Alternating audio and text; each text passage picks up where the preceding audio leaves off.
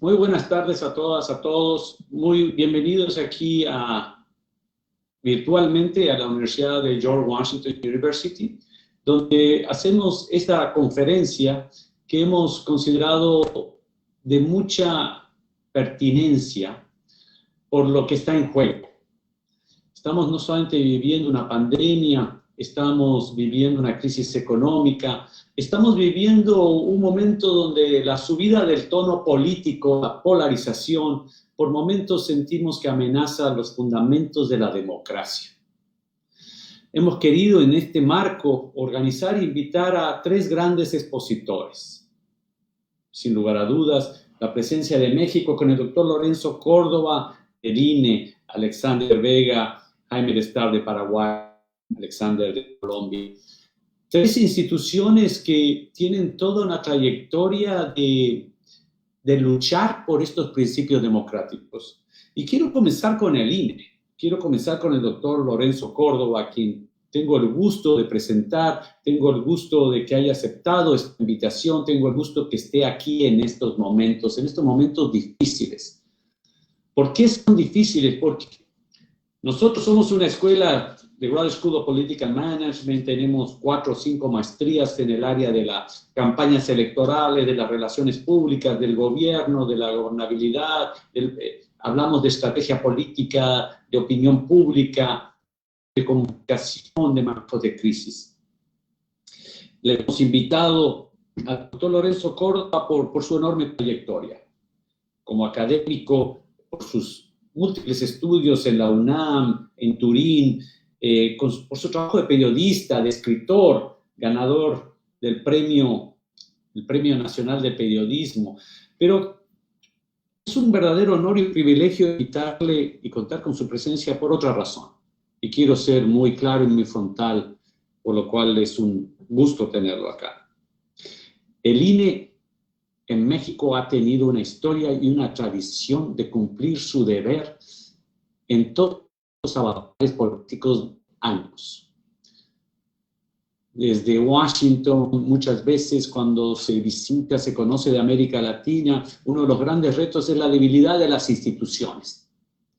Y en el caso del INE, en el caso de México, el INE ha sido una de estas instituciones que ha dado esa garantía, ese respaldo institucional, esa fortaleza institucional que es fundamental para que cumplamos el rol de la democracia.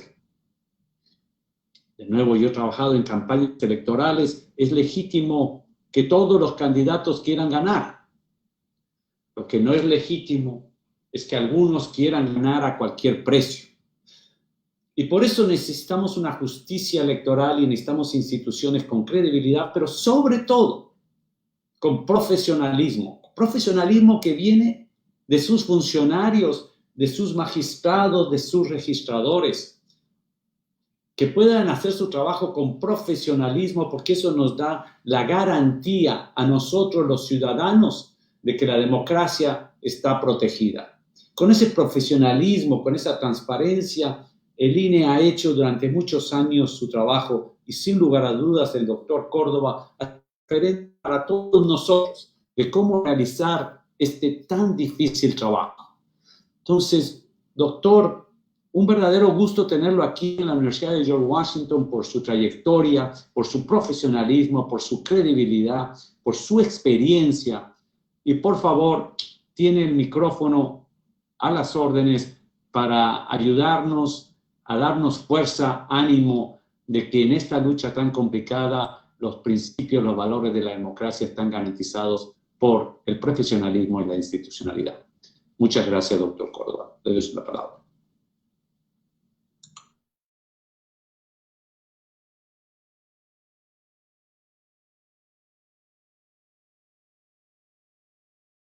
Roberto, gracias.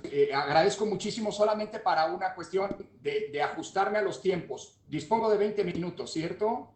Correcto, Lorenzo. Buenísimo, muy bien. Bueno, pues comienzo con los agradecimientos rápido para no quemar demasiado tiempo, así que la brevedad de estos son inversamente proporcionales a la profundidad de los mismos. Roberto, de verdad es un honor estar en la George Washington University.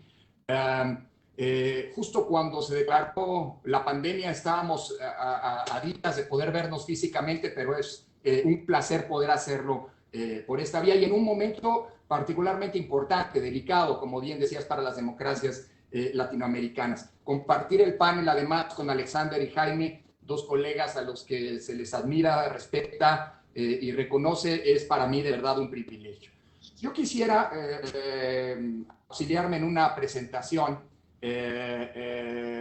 Déjeme ver si soy capaz para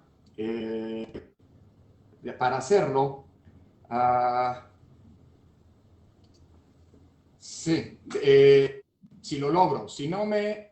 Uy. Muy bien, casi. Bueno, creo que esto está exagerado, no es exactamente lo que quería transmitir, pero, en fin, si logro hacerlo. Si no...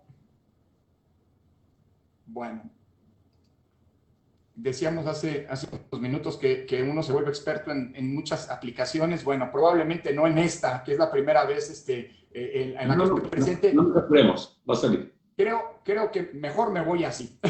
Abrazo. Eventualmente, si ustedes me permiten, Roberto, les envío la presentación para que la pongan a disposición de quien quiera verla. Miren, yo quisiera dividir mi intervención en tres segmentos. El primero, creo que es indispensable hacer un recuento de cómo el INE ha llegado a donde está. En un segundo momento, una mirada retrospectiva para mí es fundamental porque, como bien decías, Roberto, la construcción de los procesos democráticos no es algo que haya nacido de la noche a la mañana, sino es un proceso lento, gradual y acumulativo que nos ha llevado mucho tiempo, muchos esfuerzos, y creo que la mejor manera de enfrentar los desafíos que hoy tenemos y los que vendrán en el futuro es justamente partir de ese reconocimiento de una historia y una cierta evolución que nos tienen en donde hoy estamos. En un segundo momento quisiera hablar de los desafíos actuales del Instituto Nacional Electoral, el contexto en el que nos encontramos. El próximo año, como probablemente algunos de ustedes lo sepan, vamos a la que serán las elecciones más grandes de la historia. Y aunque serán en términos, digámoslo así, de los gobiernos, unas midterm elections, porque se renovarán solamente la Cámara de Diputados a nivel federal, lo cual no es menor porque habla de la redefinición de los equilibrios políticos actualmente existentes en el país. Lo que sí es cierto es que vamos a elecciones locales, la mitad de las gubernaturas prácticamente todos los congresos locales y todos los ayuntamientos que hablan de una disputa por el poder político inédita en la historia del país. Bueno, y esto ocurre justo en un contexto de pandemia. Y finalmente quisiera hablar de los desafíos justo que la pandemia nos presenta a las autoridades electorales, pero en general a los regímenes democráticos. Esa es la hoja de ruta de una intervención que buscará ser lo más sintética posible. Parto de una premisa en el primer sentido. Hoy en México, desde 2018, estamos viviendo un intento de parte de algunos intelectuales orgánicos cercanos al poder de reescribir la historia de nuestra democracia. A mí me gusta decirlo así, me parece que es muy gráfico plantearlo de esta manera. Hoy estamos viendo intentos de una redefinición en clave creacionista de la democracia mexicana. Es decir, una interpretación de nuestra evolución política que supone o que afirma que la democracia llegó a México el 1 de julio de 2018 en las elecciones presidenciales, que antes no había realmente democracia y que la democracia nació así gracias a este movimiento, gracias a esta transformación, que lo digo de antemano, ojalá y sea una transformación que nos permita resolver los grandes problemas estructurales que afectan a la democracia y a la vida social en México, como los de pobreza, desigualdad, corrupción, impunidad, inseguridad, entre otros. Eso lo veremos en el futuro, pero me parece que lo que es injusto, no solo con nuestra historia, sino con los esfuerzos que se han hecho, es vender esta idea de que de la noche a la mañana surgió la democracia por un evento político determinado. Bueno, frente a esta visión creacionista, yo propongo que más bien se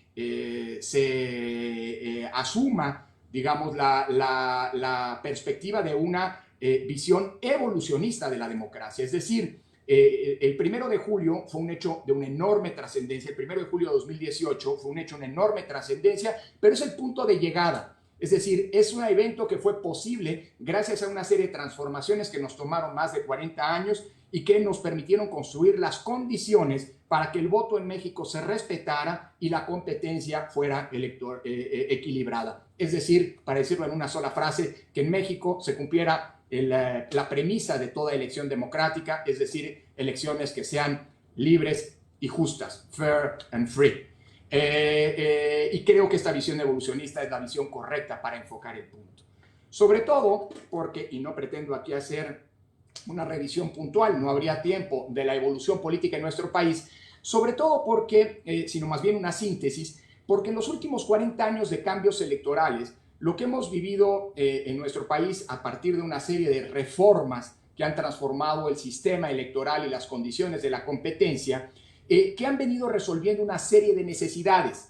En un primer momento, hace 40 años, a finales de los años 70, la necesidad fundamental para poder transitar hacia la democracia, viniendo como lo hacíamos de un régimen vertical, autoritario y excluyente. Permítame un dato para ilustrar esto que digo. Desde 1953 hasta 1977, 78, es decir, 25 años, no surgió en México ningún nuevo partido político. A pesar de que se trató de una época de una gran convulsión, el movimiento del 68, movimientos sindicales, movimientos en las universidades que hablaban de un pluralismo creciente. Bueno, la primera necesidad que había que resolver para transitar a la democracia era impregnar al sistema político, al sistema de partidos, con una lógica de apertura y de inclusión. Esa fue la primera necesidad, abrir el sistema de partidos a nuevas opciones que pudieran permitir que ese creciente, ese germinal pluralismo se replicara, por un lado, pero por otro lado que esa pluralidad política pudiera también verse reflejada en los espacios de decisión. Se abrió así a la oposición de manera consistente, cada vez más importante, la Cámara de Diputados, para que esas voces distintas pudieran ahí reflejarse. En un segundo momento, y después de la crisis política que provocó las elecciones, las cuestionadísimas elecciones de 1988, elecciones todavía organizadas por el Ministerio del Interior, por la Secretaría de Gobernación, es decir, por el gobierno, surgió una nueva necesidad que se sumó a la anterior. Es decir, darle credibilidad a las elecciones. Y para esto se apostó por una construcción, una reconstrucción del sistema electoral en el plano de las instituciones, en el plano de las reglas y en el plano de los procedimientos. En 1990, justamente se cumplirán 30 años en un par de meses más, surgió el antecesor del INE, el Instituto Federal Electoral, como probablemente la expresión más clara de esa nueva apuesta de renovación institucional para lograr conseguir que el voto, como se decía entonces, que los votos se contaran bien y efectivamente contaran. En un tercer momento, y como producto de los resultados del primer ejercicio de fiscalización a las campañas que se hizo en 1994 y que arrojaron una disparidad de condiciones de competencia radical, piensen ustedes que el candidato ganador, el doctor Ernesto Zedillo, el ganador de la presidencia, en 1994 gastó su campaña el 85% del total de gasto realizado. El mismo Zedillo, al tomar posesión, dijo que venía de elecciones ciertas, de elecciones transparentes, pero profundamente inequitativas, y no se equivocaba. La tercera necesidad en esta evolución histórica era generar condiciones de equidad en la competencia. Es decir, que todos los contendientes contaran con un mínimo de condiciones igualitarias que les permitieran competir. Un mínimo, un piso de partida que fuera justo y equilibrado. La ruta para conseguirlo y resolver esta tercera necesidad fue la apuesta por un financiamiento público generoso, muy generoso, que tal vez vale la pena hoy repensar y racionalizar, pero no eliminar, porque es el piso de competencia, insisto, de una competencia equilibrada que nos hemos dado. Y por el otro lado, el acceso a la radio y la televisión. En México, en 2007, en la reforma 2007, escogimos una ruta que es, si se me permite la comparación, el extremo opuesto a la que en Estados Unidos la Suprema Corte de Justicia definió a partir de la célebre sentencia para algunos tristemente célebre sentencia, The Citizens United versus the Federal Electoral Commission. En México nuestro modelo es radicalmente distinto, el acceso a la radio y la televisión está garantizado, pero en condiciones de equilibrio y de equidad, es decir, con la administración de la autoridad electoral, el IFE antes, hoy el INE.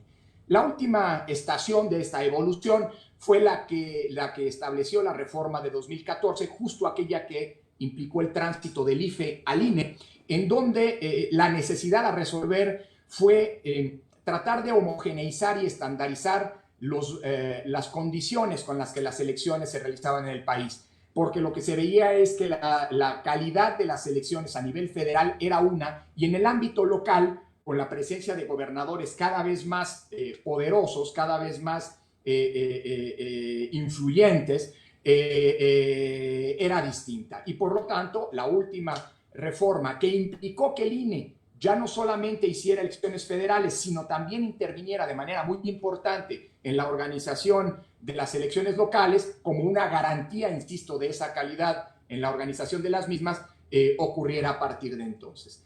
Esto trajo como consecuencia que una sobrecarga de trabajo para las autoridades electorales, para el Instituto Nacional Electoral. Piensen ustedes que en 23 años de vida, el IFE, el Instituto Federal Electoral, organizó 18 elecciones federales. En 6 años, desde 2015 a la fecha, el INE, por el contrario, ha participado en la organización de 198 elecciones, tanto federales como locales, lo cual habla de una sobrecarga de trabajo muy relevante, pero que ha traído consecuencias muy importantes en el escenario político derivado de las elecciones. En efecto, uno de los elementos que habla de la buena salud de nuestro sistema político, podríamos hacer este juicio a partir de muchos criterios, pero uno sobre el que a mí me gustaría enfocarme es poco estudiado, por cierto, es el del fenómeno de las alternancias por la vía electoral en el ejercicio del poder. Piensen ustedes que desde 2015 a la fecha, todavía este año tenemos 2 elecciones que hemos pospuesto en Hidalgo y en Coahuila, pero bueno, en los 5 años que van de 2015 hasta 2019, el índice de alternancia en el país ha alcanzado el 61%. Es decir, dicho de otro modo, la posibilidad de que un partido que gana una elección gane la elección sucesiva es de apenas 4 de cada 10 oportunidades. Esto habla claramente no de un sistema necesariamente más democrático. Alternancia no es igual a democracia, eso está claro. Pero lo que sí determina la calidad democrática de una elección es que existan las condiciones condiciones reales, para que, si así lo deciden las y los ciudadanos con su voto, puedan existir alternancias. Bueno, si bien la alternancia no hace la democracia, como decía, el índice de alternancia que hemos vivido me parece que es un buen ejemplo de que esas condiciones están dadas y que en México cualquier fuerza política medianamente competitiva puede, por la vía de las urnas, ganar elecciones. Creo que hoy en México, en este último periodo, por decirlo menos, hemos alcanzado esa máxima, ese ideal de condiciones free and fair en las elecciones para que efectivamente el voto pueda expresarse de manera libre y sea efectivamente respetado. Un dato que agregaría es el hecho de que ninguna fuerza política es la beneficiaria exclusiva de este fenómeno de alternancia. Piensen ustedes, por ejemplo, en las gubernaturas. Hemos organizado 36 elecciones de gobernador en los últimos 5 años. De 36 elecciones, en 23 casos ha habido alternancia, un índice del 63, casi el 64%, y los partidos que se han beneficiado de este fenómeno han sido prácticamente todos los del espectro político. El PRI, el PAN, Morena, el PRD, Movimiento Ciudadanos, todos han tenido una importante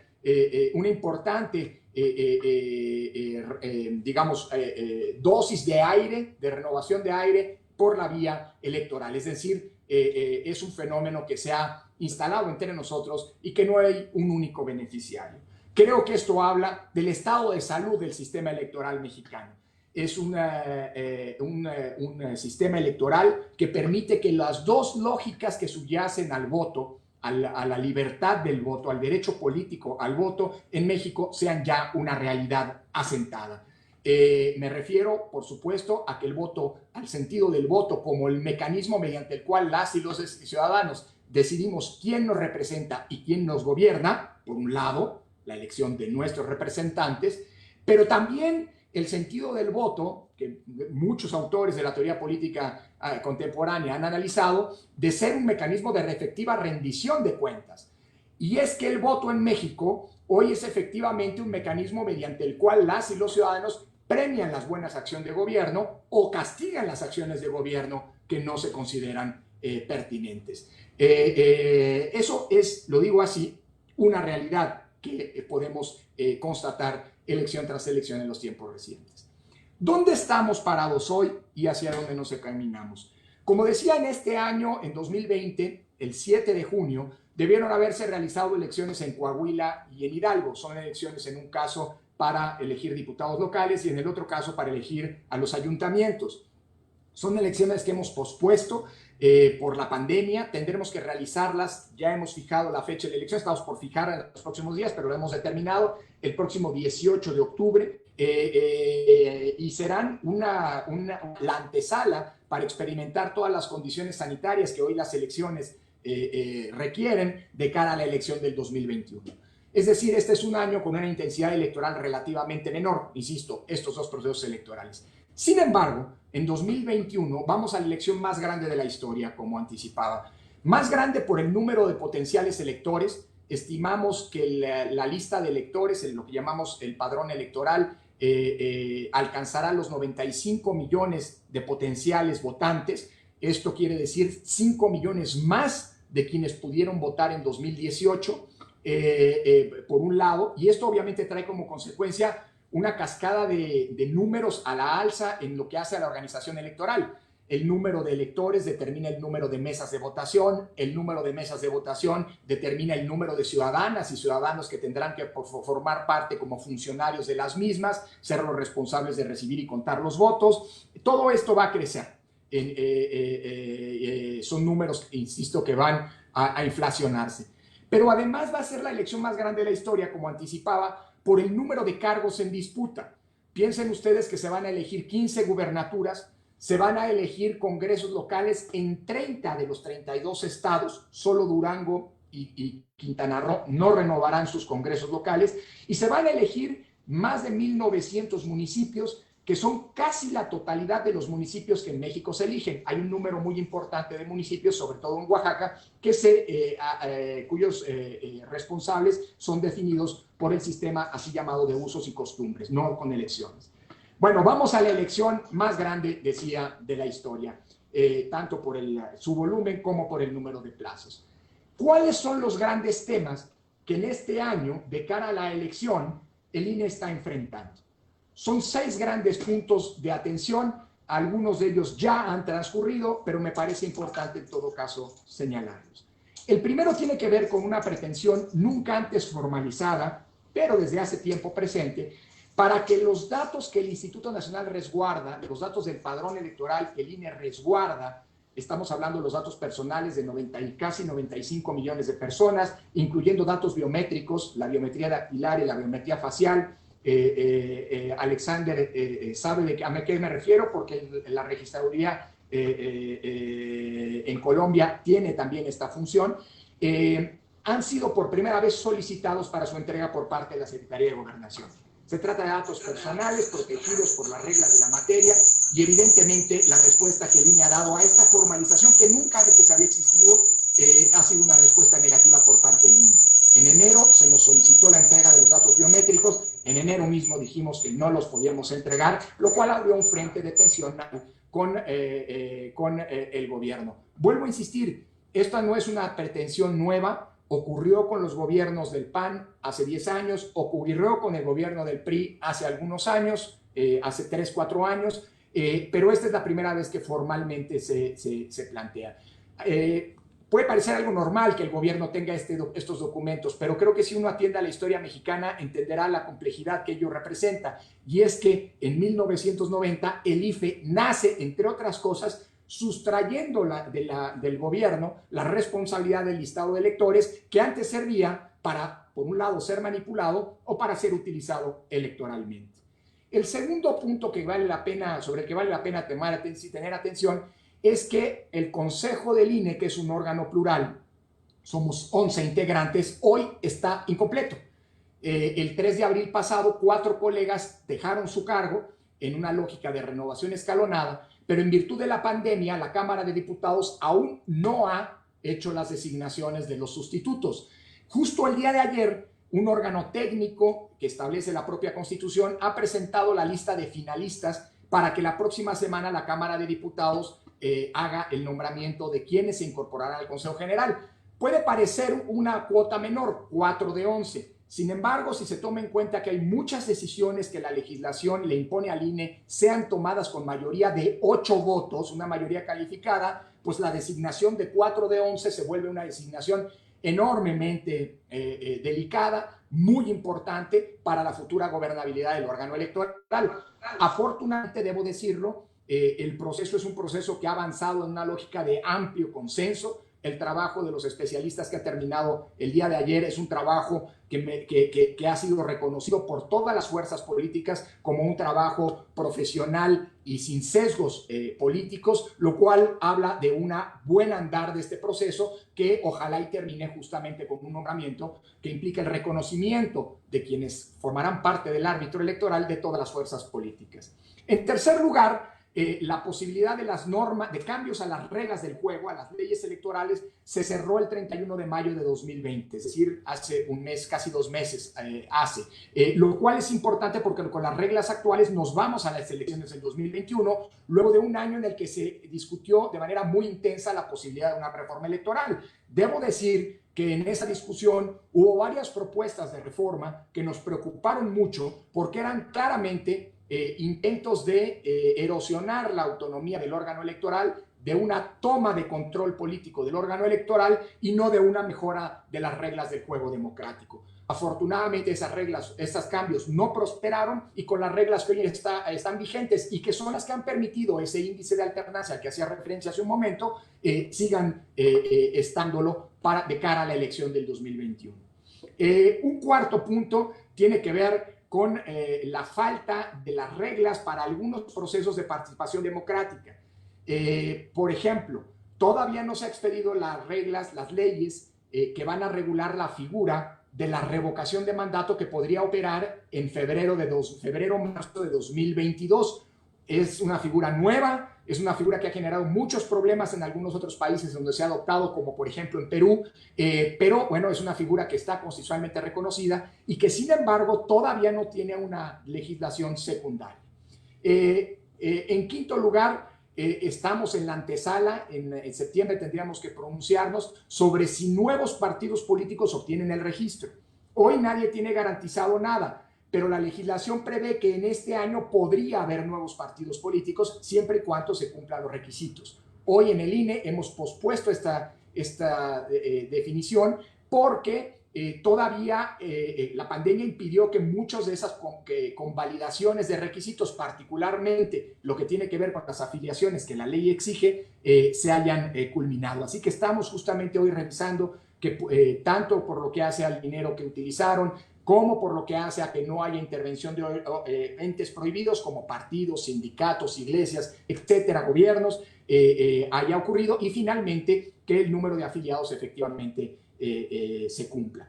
Y finalmente hay un tema que aqueja a todos los órganos electorales en el mundo, Jaime y Alexander no me van a dejar mentir, que es el tema en tiempos de crisis económica como los que se avecinan de los presupuestos en el INE. En México hay una discusión muy importante en términos de austeridad. Nadie está en contra de la austeridad, nadie está a favor del derroche, pero evidentemente en México hacemos elecciones con una serie de garantías, de exigencias establecidas en la ley y producto de la desconfianza que tienen un costo. Por ejemplo, en México somos el único país, hasta donde yo tengo entendido, en el mundo en donde las boletas electorales se imprimen en papel seguridad, un papel semejante al de los billetes del papel moneda, pues, lo cual evidentemente incrementa costos.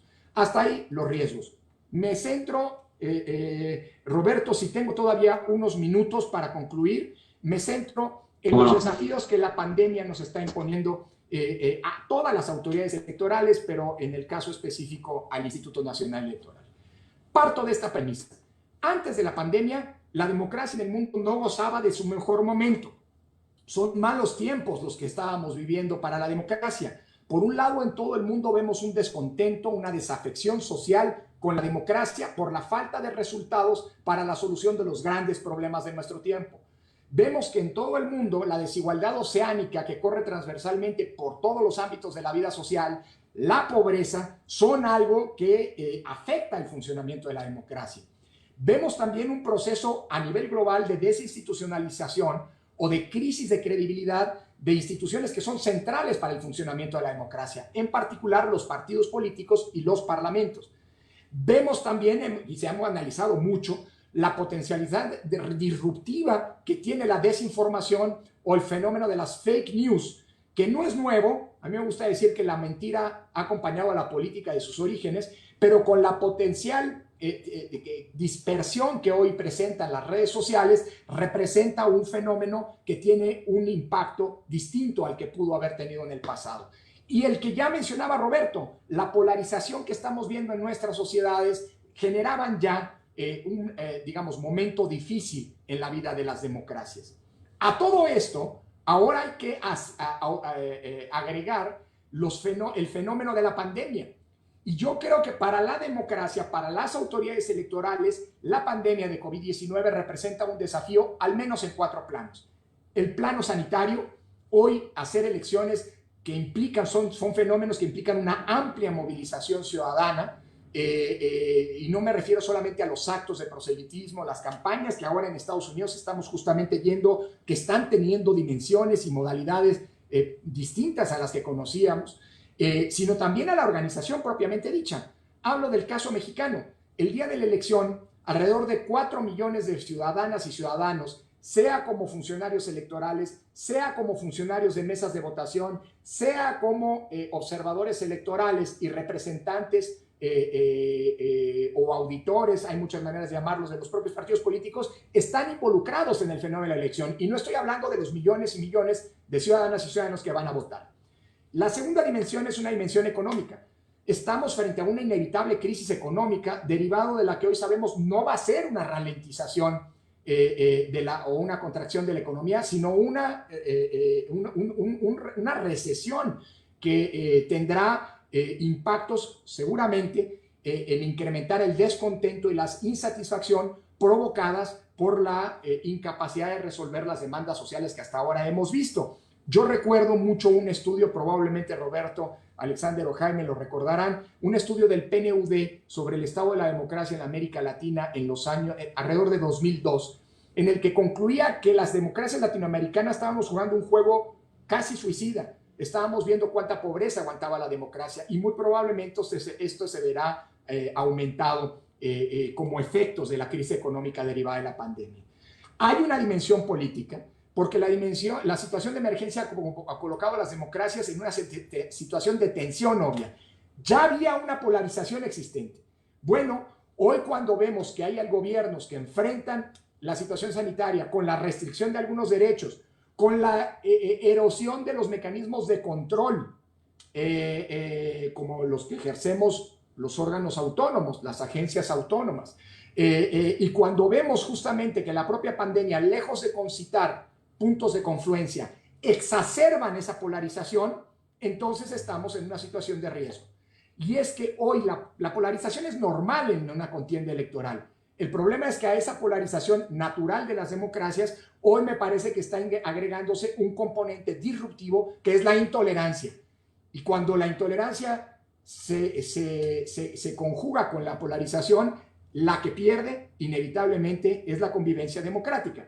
Y la cuarta dimensión es una dimensión social. Lo que estamos viendo por distintas razones, las protestas contra el racismo, lo que vimos en meses atrás en Chile como protestas, bueno, puede acabar siendo, digámoslo así, una situación que todas estas problemas que la pandemia trajo consigo puede exacerbar. Y el desafío que tenemos los órganos electorales es hacer que la ruta electoral, que ese cauce institucional, siga siendo suficiente para poder encauzar esas insatisfacciones y procesarlas en vía democrática. Termino con esto. ¿Qué tenemos que hacer frente a esto las autoridades electorales? Me parece que tenemos 4 retos. Un reto importantísimo en términos comunicacional, porque ante los eventuales cambios que vamos a tener que operar, las autoridades electorales estamos llamadas a convertirnos en entes que hagamos una profunda pedagogía, es decir, una explicación muy clara y oportuna, bajo una premisa que a mí me gusta subrayar. Cuando una autoridad electoral explica un problema, ya no está explicando, está haciendo un control de daños, un damage control. Una explicación, la pedagogía a la que hago referencia necesita anticiparse, ser oportuna y muy asertiva. El segundo desafío es un desafío operativo. Hemos visto con mucha atención lo que ha ocurrido en algunos otros países, en Dominicana, en Surinam, en Corea, en Polonia, con la organización de elecciones en tiempos de COVID-19, porque hay que aprender. Nadie tiene una solución respecto a cómo deben hacerse las elecciones en este contexto. Es un desafío no menor. Después tenemos desafíos tecnológicos, como el que me ha impedido hasta el momento proyectar la presentación que tenía prevista para esta mañana. Pero bueno, creo que la tecnología, el uso de mecanismos tecnológicos, votos electrónicos, etcétera, van a tener que ser una realidad a la que tendremos que asumir en el contexto de la propia pandemia. Y finalmente, retos de tipo político. Termino con esto. La defensa de la autonomía de los órganos electorales y de la función electoral frente a las pretensiones de erosión o peor aún, de captura o subordinación de parte del poder, de cualquier poder, de los poderes podríamos decir, es un elemento que no es nuevo, pero que en los contextos actuales es nuevo. Y esto implica una defensa de la autonomía que significa no autarquía, somos órganos del Estado, los órganos electorales, pero la defensa de la autonomía es fundamental para poder defender y sobre todo resguardar a la democracia frente a estos desafíos que entre muchos otros hoy aquejan a nuestros sistemas democráticos y que brevemente he querido poner sobre la mesa. Muchísimas gracias por su atención, Roberto, y por la generosa invitación y la paciencia por el tiempo del que he abusado. Muchas gracias, Lorenzo. Gracias por tu presentación. Quiero ratificar la invitación que te hemos hecho, que fue suspendida por esta crisis. Vamos a realizar, como cada 4 años en las elecciones en los Estados Unidos, nuestro seminario sobre las elecciones, sobre los procesos de observación electoral, para que todos ustedes que les interesa y están concentrados y tienen su responsabilidad en la transparencia electoral, en el cumplimiento de nuestro deber, el estar presentes, el conocer las dinámicas que se van a dar en esta próxima elección de los Estados Unidos en tiempos, como tú bien dices, de pandemia, va a ser sumamente útil. Extenderle la invitación. Carlos les puede enviar en el chat su correo. No sé si ya tenemos la invitación, pero va a ser la elección de noviembre, es el 2 y 3, el seminario va a ser el 2 y 3 de noviembre. Vamos a hacer charlas previas, Lorenzo nos acompañará, es para la elección de noviembre de los Estados Unidos. Siempre es un éxito ese evento. Será un gusto, Lorenzo. Decirte que cuentes con nosotros para estos principios, valores, para la defensa de la autonomía, para el profesionalismo. Muy buena tu exposición, donde nos recuerda este tránsito del IFE al INE, pero sobre todo tus escritos, donde nos hablas de los desafíos de la democracia. El tema de la alternancia versus la reelección es uno de los temas que a mí más me interesan. Yo creo, por supuesto, en la alternancia, en la renovación, y también creo que es posible, sobre todo en gestiones más administrativas como las alcaldías. México tenía el problema que el alcalde, el presidente municipal, solamente 3 años no daba posibilidad. Yo creo que en ese tipo de renglones, por decirlo así, es útil, pero siempre y cuando se garantice un tema que a ti te ha interesado siempre, que son en qué condiciones, por lo menos condiciones mínimas, que haya un límite de tolerancia en el gasto electoral, no sea indiscriminado. Pero sobre todo ahí necesitamos instituciones autónomas, profesionales, que garanticen esas condiciones. Y para eso está el INE, para eso están profesionales como tú, y para eso estamos nosotros, para apoyarlos y para hacer de esta aula virtual, que está siendo un éxito en la página de YouTube. Tenemos más de 200 personas que nos están siguiendo. En esta aula, aquí en la universidad, la plataforma de la universidad, somos 45. Muchas gracias, Lorenzo, y quiero también agradecer a una persona, porque ahora nos llevas al tema de la tecnología, Sergio Angelini, un buen amigo nuestro de la facultad, que fue de los primeros que nos empujó a que nosotros como programa nos interesemos mucho más en el uso de la tecnología en los procesos electorales, las observaciones electorales. Y con eso quiero darle la entrada al doctor Alexander Vega, de Colombia, que es una persona joven que también le ha interesado muchísimo el tema de la transformación digital. Se graduó en una universidad donde he dado muchas charlas, en la Universidad Camilo José Cela en Madrid, registrador nacional de Colombia, un buen amigo, también invitándole a ti y a tu gente para que nos acompañen el 2 y el 3 de noviembre a este encuentro que vamos a tener virtual y presencial mutuo, lo más probable, para que veamos y discutamos el tema que muy bien nos planteó el doctor Córdoba y que tú lo vas a continuar seguro, cómo van a ser las elecciones en estas coyunturas y el uso de la tecnología. Y perdón, antes, un último comentario editorial, si me permiten, solamente, que me olvidaba. Lorenzo, quiero decir con mucha claridad, yo he trabajado 30 años en electorales. Todos los presidentes, cuando son elegidos, dicen que comienza la democracia en su mandato. No quiero meterme en política, no estoy hablando de política, pero esa es una cancioncita que la escucho, pero la institucionalidad, la autonomía, el profesionalismo, la transparencia es lo que garantiza la democracia, no los cantos de sirena. Esto es un trabajo muy difícil que requiere capacidad de gestión y por eso estamos aquí reunidos para intercambiar estas ideas y para ser cada vez más capaces de cumplir nuestro trabajo. Con esta introducción, el doctor Vega tiene el micrófono. Bienvenido y reitero la invitación y el agradecimiento a todos ustedes. Muy buenos días, Roberto. Muchas gracias por la presentación. A la Universidad de George Washington para nosotros ha sido una casa todos estos años. Hemos podido compartir no solo los foros virtuales, también presenciales, las observaciones hace 4 años, también en la elección presidencial. A mi amigo y colega Lorenzo, de muchos años, nos conocimos ya como magistrado y presidente del Consejo Electoral de Colombia. Para mí es grato verlo, es un colega, es un gran referente para todos los que somos apasionados de los temas electorales y democracia. Igualmente a nuestro amigo el ministro Jaime Bestar en Paraguay, un cordial y fraternal saludo. Efectivamente, hemos asumido la registraduría del Estado Civil de Colombia desde diciembre del año pasado con un gran reto, habiendo pasado por la experiencia de la magistratura del Consejo Electoral. Para nosotros ha sido muy importante siempre el referente de México para Colombia. Somos, además de que somos países hermanos, nuestros sistemas electorales guardan una simbiosis de casi compartir en tiempo real los adelantos y las actualizaciones que hacen, no solo en legislación, sino en temas técnicos. Escuchando a Lorenzo, pues escucho prácticamente la misma realidad de los países latinoamericanos, incluido Colombia. Lo más importante en este momento, lo que comenta Lorenzo, es que tanto el INE como el anterior IFE han buscado de alguna manera proteger la democracia y llevarla hasta lo que es hoy en día una democracia fortalecida y referente a nivel mundial.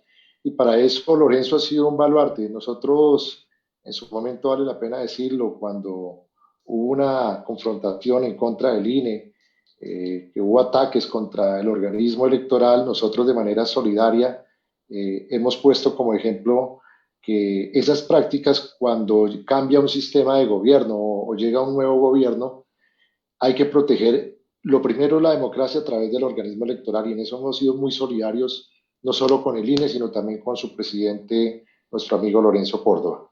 Como bien lo decía Lorenzo, nuestras democracias han vivido situaciones históricas basadas en la violencia política, y Colombia no ha sido un escenario ajeno a eso. Es más, para ponerlos en contexto, la registraduría nuestra en Colombia, para decirles, es la encargada de hacer las elecciones y de igual manera manejar la identificación, el registro civil y crear el padrón o el censo electoral. Cuando uno viaja y hace observación, uno encuentra que siempre el padrón está aparte, en otra entidad, en otro organismo. En Colombia tenemos el Consejo Electoral, la registraduría, la cual honrosa y orgullosamente presido, pero los antecedentes históricos de violencia, como comentaba Lorenzo, en México y Colombia se dieron en el año 48. Nuestra entidad ya tiene 72 años y nace por la necesidad de esa violencia política que se vive en Colombia. Acá los partidos tradicionales, el liberal y conservador, venían desde antes del 48, llevando una guerra casi civil en donde se mataban solo por el color de un partido rojo-azul. De ese punto era la degradación de la violencia en Colombia. Por los apellidos, si un apellido era identificado a un partido u otro, o si en un municipio se usaba un color azul o rojo, eso era suficiente para asesinar al contradictor político.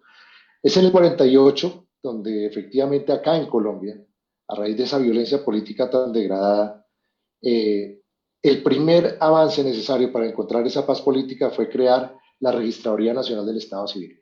¿Y por qué se crea? Por la necesidad de que la información, la identificación de los colombianos era usada como información para hacer esas clases de matanzas, violencias y asesinatos. Es así como sale un organismo autónomo. Y teniendo en cuenta que lo que estamos discutiendo el día de hoy es cómo preservar la autonomía, pero cómo fortalecer la democracia, yo creo que el mayor ejemplo que se ha dado en Colombia y que somos ejemplo de fortalecimiento institucional a través de la registraduría es que hemos permanecido en el tiempo libre de cualquier presión de gobierno, cualquiera que sea de turno, al punto que la elección del registrador nacional pasaba en un momento por el Consejo Electoral y hoy en la actualidad pasa es por las cortes que se eligen por cooptación y no tienen injerencia alguna en los gobiernos, razón por la cual la autonomía de la entidad ha permanecido en materia de identificación y en materia de elecciones. Pero hubo un punto en el cual nuestra historia política se frena. En el año 58, para dar un ejemplo, como si en México el PRI, el PAN o en Paraguay el Partido Colorado o igualmente los liberales se pusieron de acuerdo con el objetivo de hacer un llamado, un pacto de negociación que se llamó el Frente Nacional. Para los críticos, historiadores, politólogos, ese es el lunar negro de la democracia que han señalado por muchos, porque lo que se hubo fue una alternancia de periodos presidenciales entre el 58 y el 74, en donde liberales y conservadores, en esa última franja de violencia que hubo después del 48, deciden alternarse el poder. En este orden de ideas, pues dicen que fue un atentado a la democracia, es un lunar directo, porque no hubo un sistema de elecciones totalmente transparente, empezando porque solo se hacía campaña por un candidato, buscando la alternancia de esta situación entre los dos partidos. ¿Qué generó eso? Generó que hubiese pues un tema, un bipartidismo totalmente legalizado. A diferencia de los demás países de Latinoamérica que por lo menos había la alternancia, acá no se disfrazó eso, acá se consensuó, se pactó y a la ciudadanía le pusieron ese cambio de gobierno sin ninguna posibilidad de hacer oposición. ¿Qué viene para nosotros? Y yo quiero retomar los 4 ejes temáticos que acaba de hablar Lorenzo. Efectivamente, Lorenzo dio un punto clave, importantísimo entre los 4 temas antes de la pandemia. Nosotros vivíamos un tema ya en el mundo, ni siquiera en Latinoamérica, del cansancio de las democracias. ¿Y eso por qué se obedeció? Porque todo lo volvimos elecciones. Entonces, ¿qué mejor para ratificarse en un cargo, en una presidencia, en una alcaldía, en una gobernación, que inventarse o usar los mecanismos de participación para preguntarle a la gente? Entonces, se disfrazó el tema de la democracia a través de las elecciones como un mecanismo para preguntarle a toda la gente y legalizar de esa forma pues todo a través de las urnas. Obviamente vinieron ejemplos fuertes como el de Venezuela, en donde hemos sido totalmente opositores a esa situación desde el punto de vista democrático, donde el órgano electoral prácticamente se vio también comprometido y no conservó su autonomía. Nosotros vivíamos el cansancio de las democracias en el sentido de que los gobiernos empezaron a usar las elecciones para, obviamente, aprobar sus proyectos de ley, aprobar sus ideas o extenderse en el tiempo. Como bien lo dice Lorenzo, vino la pandemia y los 4 retos que él menciona, el sanitario, el económico, el intolerante y el social, son ejes que prácticamente son los retos que tenemos hoy en día, pero quiero agregarle 2 o complementar 2 de los que habló Lorenzo. Nosotros hemos vivido el gran debate cuando hablamos del tema económico, como bien lo menciona Lorenzo. Acá el tema que cuando hemos observado las elecciones en México, efectivamente, el papel de seguridad de las tarjetas electorales es un papel costoso. Y obviamente hoy en día, en época de austeridad, pues todo se vuelve un discurso de que todo debe ahorrarse para la pandemia, para las ayudas sociales. Y ahí es donde nosotros hemos lanzado una campaña muy importante que hemos querido evitar ese discurso que ha sido muy fácil de plantear. Y lo digo fácil porque obviamente en estos tiempos de ayuda se vuelven temas de ayudas sociales como mercados, subsidios, porque lo que comentaba Lorenzo, la desigualdad en Latinoamérica, en los estratos sociales, es grande, y más en Colombia, donde el 50%, de acuerdo a las estadísticas de nuestros departamentos, habla de un tema de extrema pobreza. Llega la pandemia, entonces todos los recursos se han destinado. Y tuvimos un ejemplo claro, nosotros teníamos este año un proceso de elección de consejos de juventud, donde aproximadamente era una elección donde fortalecía el sistema democrático juvenil, una elección tan importante como cualquier otra elección, pero el debate llegó al punto de lo que siempre he querido proteger y creo que debemos entrar a proteger, que es lo siguiente. Nosotros no podemos evitar, y lo que tenemos que evitar a todo costo, es que el discurso se convierta en una situación que es la siguiente: decir que las elecciones o la democracia son gastos. Yo he sido enfático a nivel del Congreso, nuestra Cámara de Diputados a nivel Colombia, de que las elecciones no se pueden ver como gasto. Nosotros invertimos en democracia y uno de los retos que debemos tener en este momento es evitar a toda costa de que las elecciones sean vistas como un gasto o peor aún, como un gasto suntuoso. Donde nosotros permitamos eso en nuestras democracias, estaríamos dando o permitiendo que cualquier gobierno de turno a futuro, ya no sea por una pandemia, sino por otra excepción, pueda suspender o acabar o prácticamente no hacer elecciones. Entonces, el discurso de que en el tema económico, si bien todas nuestras economías están golpeadas, lamentablemente nosotros no podemos extender el tema de la excusa de no hacer elecciones por temas de gastos. En este momento en nuestro país nos tocó aplazar un tema, obviamente por la pandemia, pero también se generó un debate muy fuerte de que si era necesario gastar ese dinero en este momento, cosa que yo obviamente me puse y defendí acérrimamente, porque creo que es un deber de las entidades electorales defender el discurso de proteger la democracia por encima de la economía. ¿En qué sentido? De que nunca se tiene que ver esto como un gasto, sino como una inversión. Pero para sumarle al buen discurso que acaba de construir Lorenzo, yo encontré una falla a nivel latinoamericano y a nivel mundial frente al tema de la pandemia. Para unas personas el tema de la pandemia ha sido algo muy fuerte para las economías, pero para los sistemas electorales dibujó desgarradoramente una situación que fue triste y prácticamente debo decirlo y anunciarlo acá. Por ejemplo, ahí comentó Lorenzo que tuvo que eliminar o tuvieron que aplazar 2 elecciones en 2 estados federales de México, obviamente por la pandemia, pero estoy seguro, y nosotros nos tocó aplazar unas elecciones de los consejos de juventud, algo importantísimo. Nuestras legislaciones, incluyo México y todos nuestros países, Colombia, Paraguay, no estaban preparadas para ninguna pandemia, mucho menos para los estados de excepción. ¿Y por qué hablo de que no estaban preparadas? Por una sencilla razón. Porque nuestras legislaciones quedaron en el siglo pasado. Las tecnologías que teníamos que haber actualizado en nuestras legislaciones no las colocamos a tiempo. Por eso, ejemplos como el de Estonia, donde si hoy en día tuvieran que hacer una elección por vía digital, lo harían. Sé que Lorenzo le ha apostado a 2 temas que en Colombia ya estamos muy avanzados, que es la cédula electrónica digital, que es un gran paso, es el paso para la llave, pero el otro paso es la votación de los mexicanos en el exterior. Nosotros también le vamos a apostar a ese proceso. Pero la gran falla que hubo en esta época de pandemia, que los entes electorales no pudieron sobrellevar, fue que nuestras legislaciones estaban desuetas, arcaicas, pero lo que era peor, estábamos en el siglo pasado. ¿Qué estamos haciendo nosotros en Colombia para evitar eso? ¿Cuál es el asunto? El asunto es que además de los 4 ejes que habla, efectivamente, Lorenzo, el tema sanitario, que ese se puede resolver con todos los protocolos que hoy en día hemos visto a nivel mundial, tomando como ejemplo Corea del Sur, todas las conferencias que hemos asistido. Hay que evitar el tema, efectivamente, de llevar el discurso de que las elecciones y la democracia son gastos cuando debe tomarse como una inversión. la intolerancia digital frente al tema de las fake news y todo el tema de redes sociales y el componente social de protesta. Pero los dos que le agregaría sería efectivamente hacer la transformación digital actualizando nuestra legislación y obviamente mantener la defensa y autonomía de nuestros entes electorales. ¿Qué estamos proponiendo en Colombia?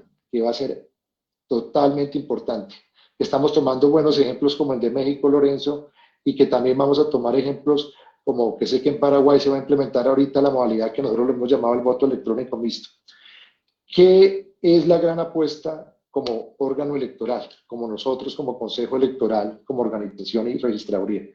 Que teniendo en cuenta que la pandemia llegó y nosotros no estábamos preparados, ni los gobiernos y mucho menos los órganos electorales, pues lo que vamos a hacer es dejar una legislación adecuada para que si mañana viene una pandemia o cualquier estado de excepción, pues que la democracia no vaya a sufrir. Yo creo que lo más importante que tenemos que llevar nosotros como órgano electoral es dejarle un catálogo a la democracia, pero a los ciudadanos y ciudadanas futuros que puedan hacer uso de ella y que no se sacrifique en ningún momento la democracia y en sí las elecciones. Evitar la suspensión de las elecciones, que lleguen gobiernos totalitarios, pero lo más importante, darle la posibilidad al organismo electoral de tener un catálogo de tecnologías para evitar lo que está pasando hoy, que nos toca acudir primero al aval sanitario de los ministros de salud o en su defecto buscar medidas sanitarias o presupuestales para poder hacer elecciones.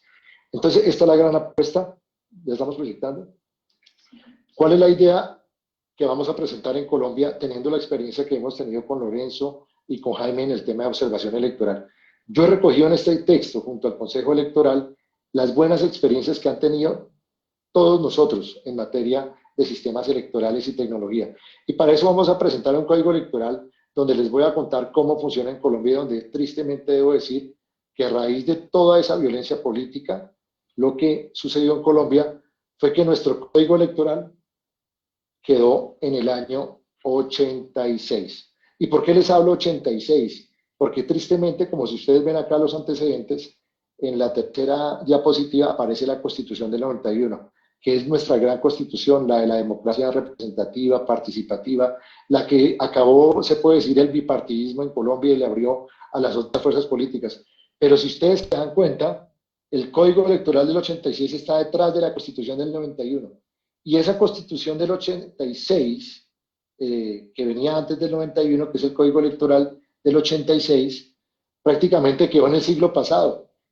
Lo que puedo decirle hoy a todos los que nos acompañan en esta conferencia es que nuestro sistema electoral, nuestro sistema político quedó en el siglo XX, pasó al siglo XXI con la Constitución del 91, pero nuestras normas electorales y el proceso electoral quedó en el siglo pasado.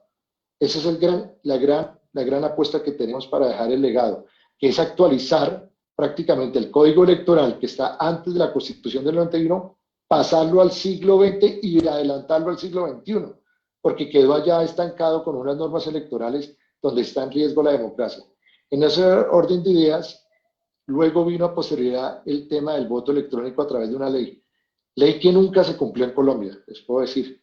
Pero en últimas estuvo bien porque cuando se implementó el voto electrónico acá en Colombia, se implementó un voto electrónico 100% puro, que ha sido el voto electrónico que se usa actualmente en Brasil y donde Alemania se regresó por las dificultades de que no había el poder que tenía el ciudadano para controlar el escrutinio de mesa o el escrutinio frente al voto electrónico. Entonces arrancamos, como ustedes ven en la última diapositiva, el proyecto de código electoral, que lo único que busca es proteger la autonomía del órgano electoral, pero dar ese salto en el proceso electoral con las buenas experiencias y con algo que es positivo para mí, que para mí es una oportunidad. La pandemia trajo cosas muy difíciles, y obviamente, pero para los organismos electorales se convirtió en una oportunidad. Y te los voy a decir por qué, y te lo digo a ti, Lorenzo. Los críticos de la tecnología hablaban, era de eso, de un tema de que no se podían implementar tecnologías. Hoy en día quedó demostrado que si no hubiera sido por las tecnologías, el mundo no hubiera funcionado. ¿Sobre qué vamos a enfocar este tema? Muy rápidamente. El primer tema, tenemos que cambiar nuestra identificación para dar ese salto y proteger los órganos electorales de identificación. Y para eso vamos a crear la cédula electrónica y digital que tú ya la has planteado en México. que no es la otra, que es la llave a los portales digitales de la carpeta ciudadana o el gobierno ciudadano. Vamos a crear también el tema de algo que se había dejado atrás, el tema del concepto de la ciudadanía juvenil, los jóvenes entre 14 y 17 años que no habían podido votar en Colombia en muchos procesos donde ellos pueden participar, queda consagrado. Y lo más importante donde vamos a plantear en este momento es todo el tema de la tecnología en un catálogo de modelos que al final no nos vamos a casar con un solo modelo, nos vamos a casar con varios modelos, para que a futuro, dadas las circunstancias, la idiosincrasia, la cultura política del país, pueda en ese sentido implementar. Y para eso hemos creado dos principios que van a ser el derrotero de la reforma electoral. El principio de la neutralidad tecnológica, que consiste en que se debe escoger el modelo a aplicar, el que garantice la neutralidad, obviamente que no haya trazabilidad y garantizar el voto secreto. Y el otro principio que lo hemos elevado a tal cual es el de la indemnidad de los datos sensibles. Nosotros no podemos saltar a ese mundo tecnológico si no hemos garantizado los datos sensibles. Entonces, en ese tema vamos a plantear 4 cosas importantes. Primero, el censo electoral o el padrón electoral, como en México lo llaman, en otros países. Vamos a acabar el tema de tener las periodos de inscripciones de cédula, nos vamos con un registro, un censo único electoral, un padrón electoral de manera constante, el cual lo que busca es que el ciudadano, de manera, cada vez que cambie residencia, registre nuevamente su residencia y haga parte del nuevo censo electoral. Continuamos. Y vamos a incorporar un tema que es demasiado importante, que es lo que busca evitar lo que llamamos en nuestro país la transhumancia o prescripción irregular de cédulas. Vamos a ampliar la jornada electoral. Nuestro país lleva votando casi más de 60, 70 años hasta las 4 de la tarde. Vamos por lo menos a correr 1 hora más. Continuamos. Y la gran apuesta es que vamos a hacer todo un tema de modelos de voto digital o electrónico. Entonces, vamos a crear unos sistemas de ciberseguridad, vamos a garantizar la ciberseguridad, vamos a garantizar también la claridad de la relación de los conceptos frente a las vacancias absolutas, pero lo más importante, vamos a adelantar, por favor. Adelanta. Adelanta. Adelante. Adelanta. Adelante. Vamos a adelantar 4 modelos de voto para Colombia. Vamos a conservar el voto manual porque no se lo podemos quitar a la ciudadanía. Nuestra tradición histórica se vota manual como en todos los países, pero vamos a dejar ese modelo que es un voto presencial. Vamos a dejar el voto mixto, que es el voto que hemos visto que van a utilizar en Paraguay y que se dio en República Dominicana, que es el voto que la persona se acerca, vota de manera electrónica en la máquina, pero sale el soporte del voto. Nosotros lo hemos denominado voto mixto. Vamos a hacer el voto no presencial, que es el voto digital que han expuesto ahorita en México, que es votar a través de medios digitales. Y el cuarto modelo es el voto anticipado, que ya se usa en Estados Unidos. Al final, ¿qué queremos dejarle a la ciudadanía colombiana y a la democracia? Dejarle un catálogo de modelos, no casarnos con un solo modelo, sino con varios modelos tecnológicos para que de manera, a través de pruebas piloto, podamos nosotros avanzar. Ese va a ser el gran reto.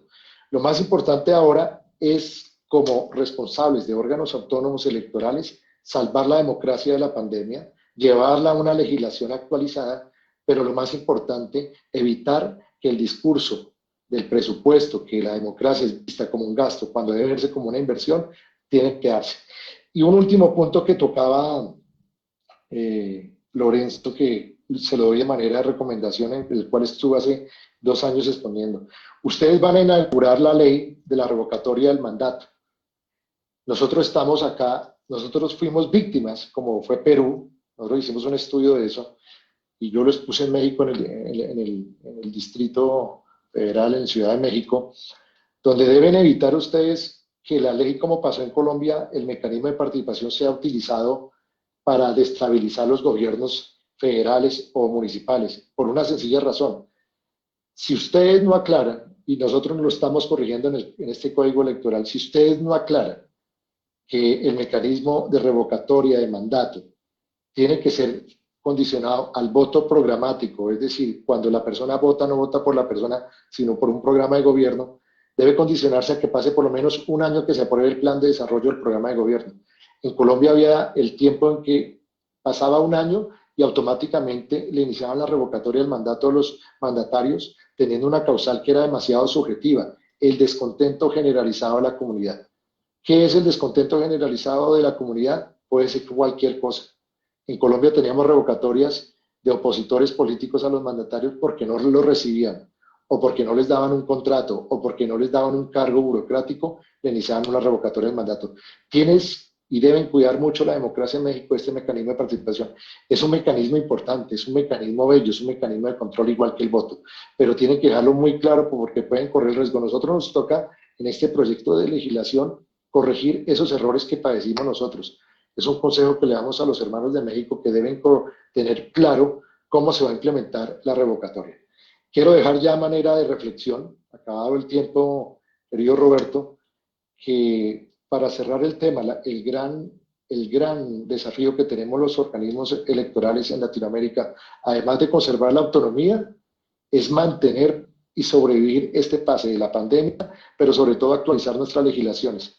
Y es un consejo que al final yo pensaba casarme con un solo modelo, pero al final estoy dando la posibilidad a que los órganos electorales futuros puedan actuar como quieran. Yo imagino una Colombia votando en unas ciudades de manera manual, en otros de manera digital, en otros voto electrónico mixto, y lo importante es que la cultura política se mantenga y sobre esa construir el sistema electoral. Muchas gracias a Lorenzo, a Jaime y a Roberto. Muchísimas gracias, muchas gracias Alexander por esta presentación. Como les decía antes, el tema de la tecnología es uno de los temas que más nos está importando ahora en George Washington University, la tecnología, la utilización de la tecnología en las elecciones. Coincido plenamente contigo. Toda crisis es una oportunidad y esta crisis es también una oportunidad para que estemos más abiertos a confiar un poco más o desconfiar menos en ciertas cosas. O sea, la idea de que solo lo manual funciona, lo presencial funciona, no solamente en esta pandemia, en esta crisis, sino en estos tiempos, es quedarse muy atrás. Me gusta mucho tu enfoque de buscar las buenas experiencias, porque la rueda está descubierta. La pregunta es dónde la están haciendo mejor y adaptarlos a nuestras necesidades.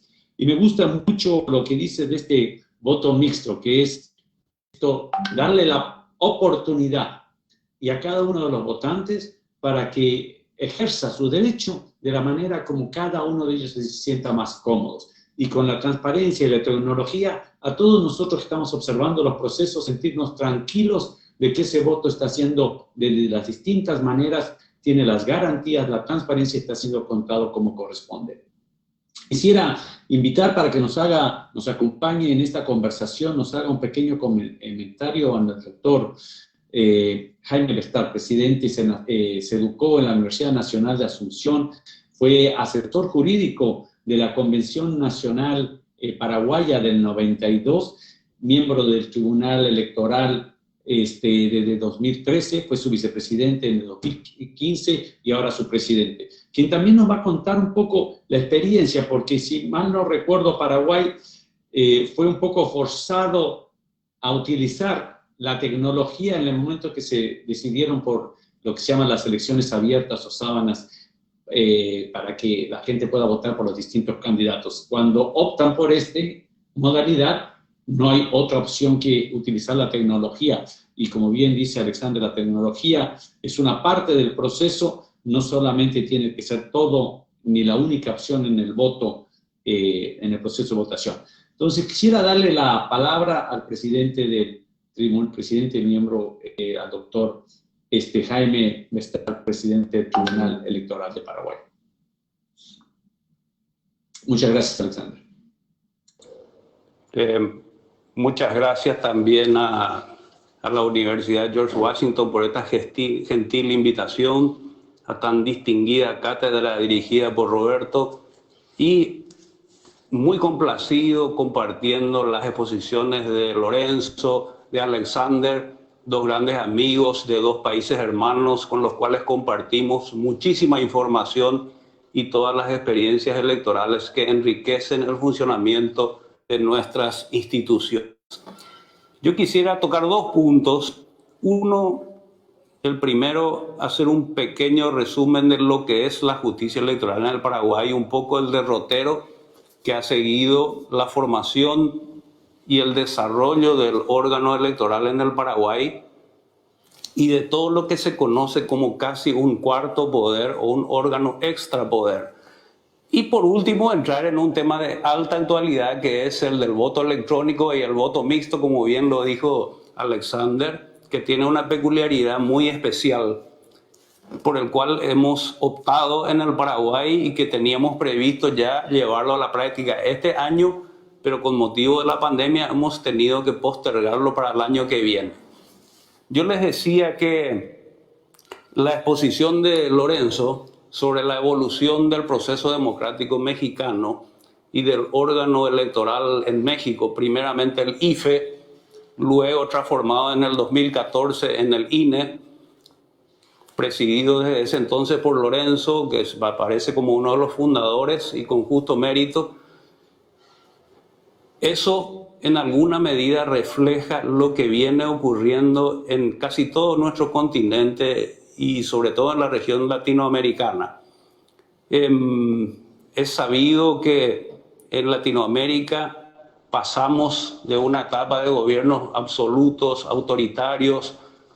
En la década del 80 especialmente hemos dado un salto hacia sistemas abiertos y allí es donde aparece una concepción que creo que es compartida por toda la región latinoamericana de que para acompañar ese proceso de transformación democrática era necesario contar con organismos electorales fuertes, autónomos e independientes que garanticen la transparencia de las elecciones. Y ese proceso se fue dando paulatinamente en todos nuestros países, con algunas diferencias de matices, teniendo en cuenta las características políticas de cada país, pero tratando siempre de seguir la línea de que los organismos electorales deben ser autónomos e independientes y dar con eso una solidez institucional a todos nuestros países. En algunos países, como ustedes saben, existe más de un órgano electoral, en otros existe uno solo. En el Paraguay existe un solo organismo electoral, como también ocurre en el Uruguay, como ocurre en Bolivia, en Brasil, con una característica muy especial, con funciones administrativas y funciones jurisdiccionales concentradas en un solo órgano. En el Paraguay, el cambio y la transición a la democracia comienza en el año 89 y hay una convención nacional constituyente en el año 1992, en que los constituyentes con buen criterio y siguiendo esta tendencia que acabo de mencionar, consideran conveniente crear un sistema electoral basado en un solo órgano, que es la justicia electoral, que tenga autonomía en sus decisiones, tiene autonomía presupuestaria y no depende del Ejecutivo, que es uno de los problemas que siempre arrastrábamos en Latinoamérica, que sin embargo es habitual en otros continentes. Por ejemplo, en Europa ustedes saben que es perfectamente normal que dependa de un ministerio. El sistema electoral depende a veces del Ministerio del Interior, como en Italia, en otros países. En España creo que también es así. Pero en Latinoamérica fuimos hacia la peculiaridad de crear órganos electorales autónomos, independientes, que aseguran todo esto. Y creo que hemos dado una señal muy clara y haciendo un balance de estos últimos 35 años, hemos dado resultados sumamente positivos y hemos contribuido enormemente a la preservación de las instituciones y sobre todo a lo que también mencionaba Lorenzo, inclusive a cambios de signos políticos, alternancia en las elecciones, sin que haya mayores conflictos en ese sentido. En el Paraguay ustedes saben que siempre hubo un sistema básicamente bipartidista, dos partidos muy fuertes, y con la creación de la justicia electoral se dieron varios procesos electorales donde hubo mucha paridad. Y curiosamente, a pesar de que los paraguayos somos muy apasionados, muy y muy acostumbrado a ese bipartidismo. Sin embargo, los resultados siempre fueron respetados. Eso nos dio mucha solidez como órgano electoral. Y además de eso, quiero enfatizar que en el año 2008, por primera vez se produce una transición de un partido político dominante, que era el Partido Colorado, a un partido nuevo, que es en realidad una alianza o una concertación de varias fuerzas políticas, y asume el presidente Fernando Lugo, cuando que algunos pronosticaban que se venía alguna inestabilidad, alguna situación que iba a dificultar la transición democrática. Sin embargo, se lo hizo de manera absolutamente pacífica, absolutamente normal, y todo el mundo aceptó el resultado sin ningún cuestionamiento. Eso habla muy bien en favor de la ciudadanía paraguaya y habla también, creo que positivamente, de la manera en que se fue conduciendo el órgano electoral en el Paraguay, que tiene instancia, como señalaba anteriormente, jurisdiccional y administrativa. Y en la pirámide de su estructura, en la cúspide, está el Tribunal Superior de Justicia Electoral, integrado por 3 miembros, que somos nosotros y que tengo el honor de presidir desde hace un tiempo, donde se da la última instancia en materia electoral. Solamente cabe una revisión del control de constitucionalidad, que es muy excepcional, y hasta ahora yo no recuerdo en los últimos años que se haya dado ningún fallo de la Corte Suprema en el sentido de modificar decisiones del Tribunal Superior de Justicia Electoral. Así las cosas, hemos avanzado con una consideración importante de la sociedad paraguaya, y creo que también a nivel regional, en el sentido que es un órgano sólido, es un órgano fortalecido por los resultados que ha ido dando, y ha tomado también algunos pasos importantes en innovaciones tecnológicas. Por ejemplo, y aquí trabajamos muy de cerca con algunos amigos colombianos, técnicos que nos dieron una mano muy importante, desarrollamos un sistema de transmisión de resultados que fue en alguna medida referente en la región en un tiempo. Hoy día todos los sistemas electorales lo tienen, pero es un sistema de transmisión rápido, eficiente y preciso, que hasta ahora ha demostrado en todos los eventos electorales que ha habido un margen de error ínfimo. Así que eso da una credibilidad muy alta a los procesos electorales, sobre todo por la rapidez, porque hoy día con las redes sociales, con los medios de comunicación, la instantaneidad es importante, y sobre todo la precisión. Fíjense que hoy día pretender esperar 12 horas para dar un resultado electoral es gravísimo, genera suspicacia, genera impaciencia, genera inquietud en toda la población. Eso se ha logrado superar ya hace bastante tiempo en el Paraguay y ha dado resultados muy positivos. Ahora bien, ¿qué ocurre en este momento en el Paraguay? Y ya lo mencionaron, sé perfectamente que tanto Lorenzo como Alexander están muy bien informados de lo que ocurre en nuestro país. Se promulga una ley el año pasado que establece el desbloqueo de las listas en los cuerpos colegiados. Son listas cerradas pero desbloqueadas, que dan al elector la posibilidad de tomar una opción preferencial.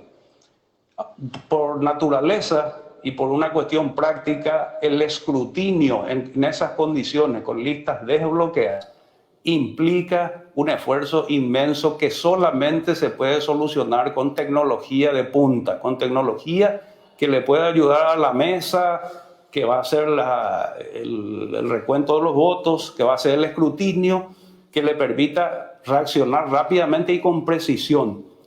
Esa misma ley que nos impuso el desbloqueo de las listas también estableció que el voto debe ser electrónico, dejando por supuesto esa facultad de elegir cuál sistema a la justicia electoral, pero ese voto electrónico debe estar reflejado en un comprobante físico, un comprobante que le permita al propio elector verificar si efectivamente el voto que quedó registrado en la máquina o que él ha querido emitir es el que está en la papeleta o en la tarjeta que nosotros vamos a utilizar.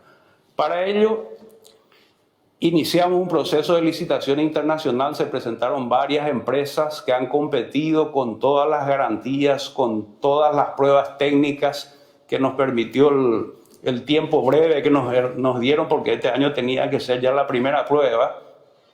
Y hemos optado por una tecnología mixta, que ya mencionaba Alexander, está excelentemente informado, donde se produce lo que acabo de señalar. Se preserva el secreto del voto, se preserva sobre todo la posibilidad de auditar que la tiene el mismo elector, no solamente la mesa que va a hacer el escrutinio, sino el mismo elector luego de emitir su voto, puede hacer ese control.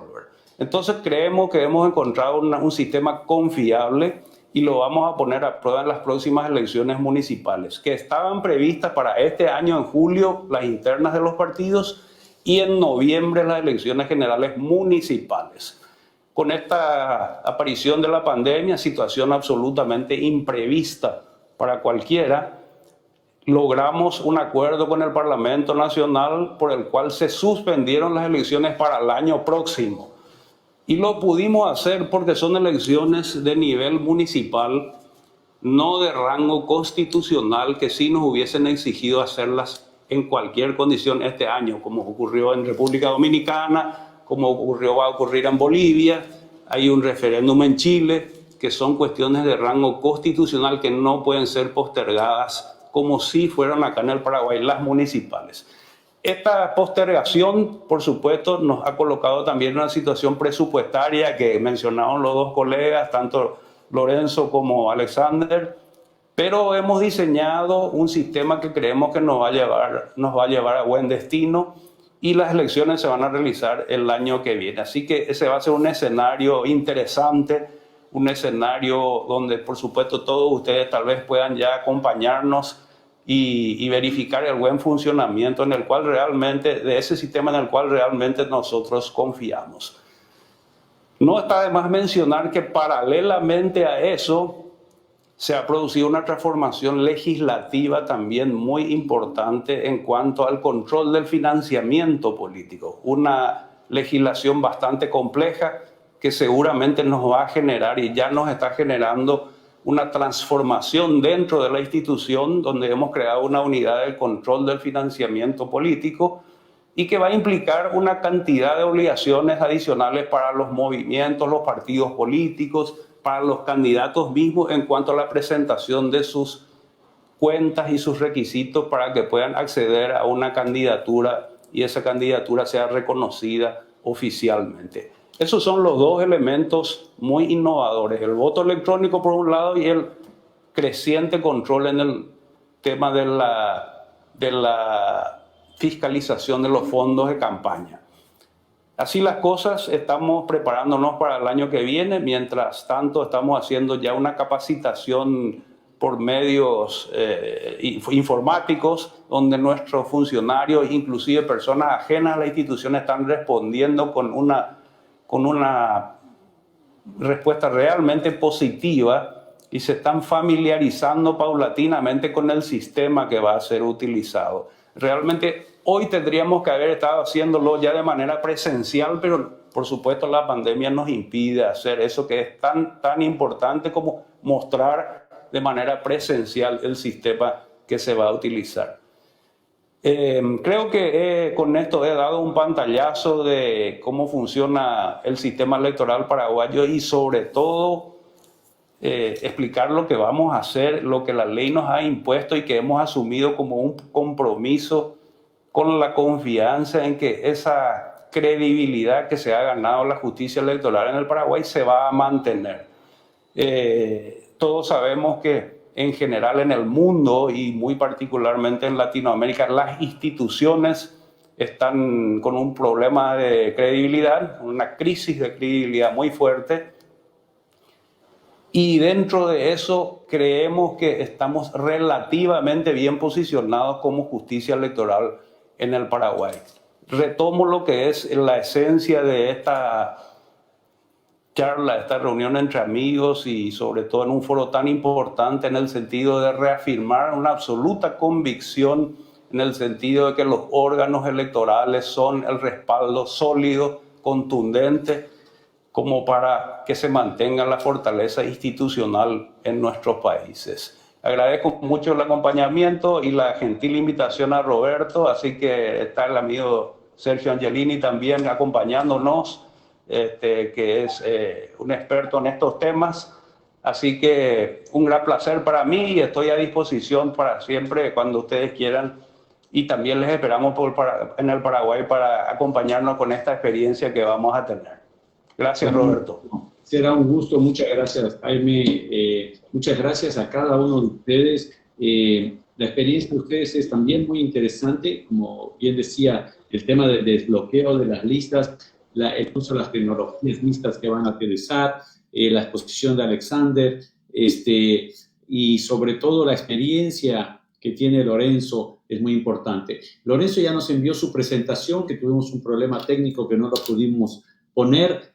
No sé si le doy a Carlos en este momento la autoridad para que ponga en el chat la presentación de Lorenzo. También me gustaría que Carlos ponga en pantalla para que se registren, para que desde ya al seminario de noviembre de la observación electoral que vamos a tener en Washington. Carlos, si también puedes poner tu email, también el mío.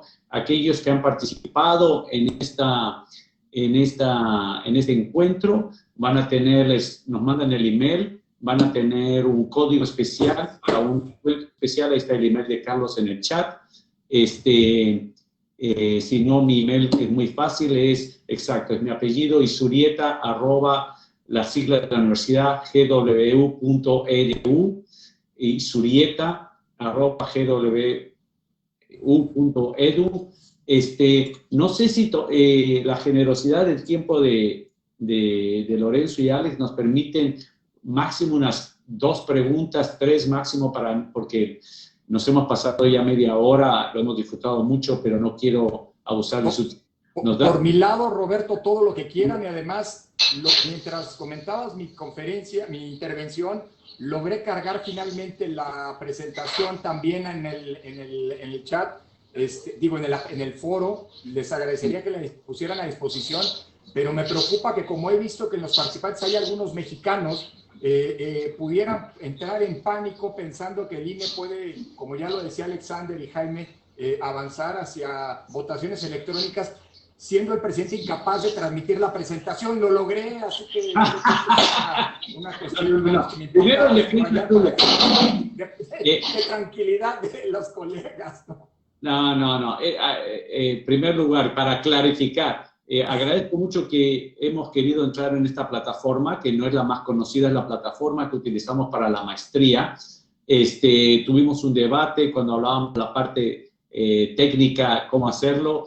Yo sí era partidario de utilizar cualquiera de las que son más conocidas, pero al mismo tiempo para que tengan una idea de también la nuestra, para ponerle un poco, digamos, la marca. Entonces, efectivamente, en 5 minutos lo lograste, mucho más rápido de lo cual yo lo he logrado, y también algunos de nuestros técnicos, Carlos y Joaquín, que están aquí con nosotros, y probablemente Sergio nos podría ganar un poco, pero no.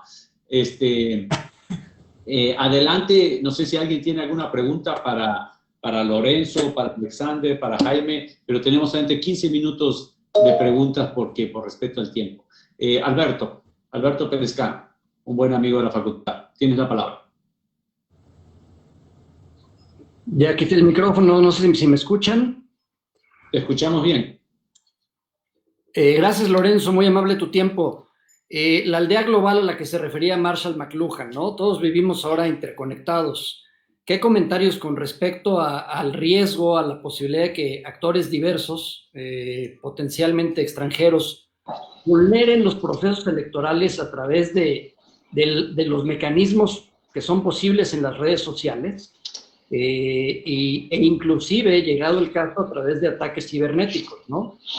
Con mucha preocupación y atención hemos visto lo que ocurrió, por ejemplo, en Estados Unidos en las elecciones de hace 4 años, y esto se ha seguido sofisticando, y en audiencias congresionales recientes se sigue hablando de que sigue ocurriendo con mayor gravedad. Entonces, en Latinoamérica, ¿qué consideraciones al respecto? Muchas gracias.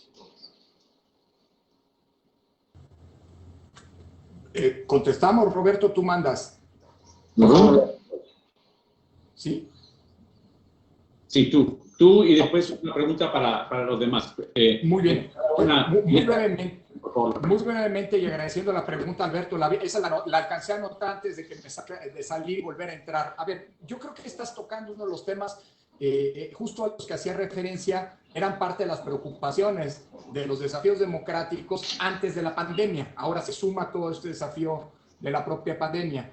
Y yo creo que afortunadamente 2016 fue un año annus terribilis en ese sentido, porque tú mencionabas las elecciones en Estados Unidos, pero recordemos que hubo varios procesos electorales que estuvieron influenciados por este fenómeno, empezando por el Brexit. Yo recuerdo, Alexander, ahí nos vimos en Colombia, el plebiscito de la paz, y después, para coronar esto, las elecciones en Estados Unidos. A partir de entonces, ese se colocó como uno de los grandes temas de fortalecimiento y de defensa de los sistemas democráticos. La vulnerabilidad que las redes, las fake news, las eventuales intromisiones y ataques informáticos o cibernéticos presentaban para los sistemas electorales y demás, me parece que tienen que ser tomados hoy con una seriedad que antes o era desconocido, o porque era desconocido el fenómeno o porque se menospreciaba, es inaceptable. Mira, yo te diría que se ha avanzado mucho. Ya en las elecciones de 2018 nosotros en el INE, en México, avanzamos en la construcción de una serie de blindajes contra las fake news y contra los ataques cibernéticos. Son dos planos que creo que hay que diferenciar. A partir de entonces, Jaime y Alexander no me van a dejar mentir, hemos venido trabajando, compartiendo experiencias y demás. En México nosotros en 2016, me refiero por el momento a las fake news, logramos firmar por primera vez, fuimos el primer órgano que lo logró hacer, convenios con los principales gestores de redes globales, precisamente para tratar de enfrentar este fenómeno. Y eso lo hemos compartido, hemos avanzado mucho, digamos, en una discusión muy intensa entre órganos electorales. Yo te diría que sobre el tema hay dos grandes modelos. El primero es el modelo, digamos, francés, en donde este tema se ataca o se enfrenta desde una lógica de criminalización. En Francia hay una ley que no les ha funcionado, pero que está vigente en el sentido de que quien difunde información falsa durante las campañas electorales, quien la crea, quien la difunde y las plataformas que no bajan en un determinado periodo esta información cometen un crimen. Eso no les ha funcionado. El otro modelo es por el que hemos apostado en México y en prácticamente todos los países de América Latina, es decir, combatir la desinformación con información. Y para esto la alianza con las redes sociales, sabiendo quiénes son, o sea, son empresas, digamos, ¿no? Y ellos hacen negocio. Pero con otros mecanismos, como mecanismos de fact-checking desde la sociedad y demás, hemos logrado generar algunos resultados. La idea, en pocas palabras, es cómo aprovechar las mismas redes sociales para identificar cuando las noticias falsas fluyen, tienen un potencial nocivo, para intentar atacarlas directamente con los propios usuarios.